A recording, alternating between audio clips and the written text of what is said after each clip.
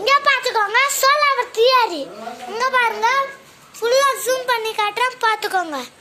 சோலாவர்த்தி ஏரி அதோ தெரியுதுல்ல.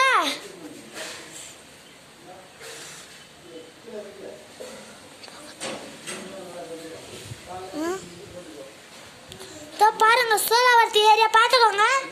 ஏன்னா நான் எடுத்த வீடியோ அங்க பாருங்க. புயல் நல்லா அடிக்குது, சூப்பரா அடிக்குது பாத்துக்கோங்க.